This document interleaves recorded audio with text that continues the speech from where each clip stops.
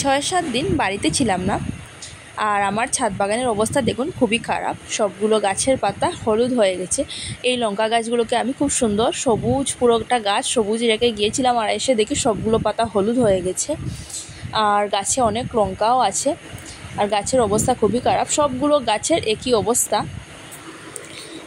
তো এই দেখুন, আর এখন এই গাছগুলোকে অনেক যত্ন করতে হবে, না হলে গাছগুলোকে বাঁচানো যাবে না। এই দেখুন, এই বেগুন গাছটারও সেম অবস্থা। এই দেখুন, সবগুলো গাছ একই অবস্থা।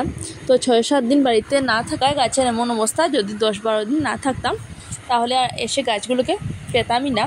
আর সবগুলো গাছের গোড়ায় অনেকগুলো আগাছাও হয়ে গেছে, অনেক বড় বড় আগাছা হয়ে গেছে। আর এখন ছাদ বাগানের কিছু যত্ন করতে হবে। এই 6-7 দিনে আমার অনেকটা ক্ষতি হয়ে গেছে ছাদ বাগানের। আর এই দেখুন, এই গাঁদা ফুলের গাছটা এখানে অনেক বড় গাছ ছিল, আর এসে দেখি গাছে যতগুলো ফুল ছিল সবগুলো শুকিয়ে গেছে। সাথে গাছের অর্ধেকটা গাছই শুকিয়ে গেছে, আর কিছুটা ডাল বেঁচে ছিল।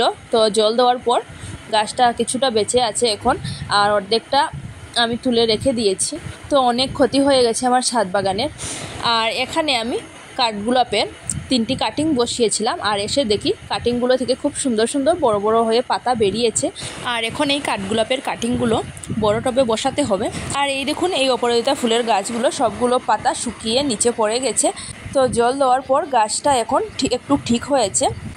আর এসে দেখি এখানে আমি ঝিঙ্গা আর শসা গাছ লাগিয়েছিলাম, এই গাছগুলো কিন্তু অনেকটা বড় হয়ে গেছে।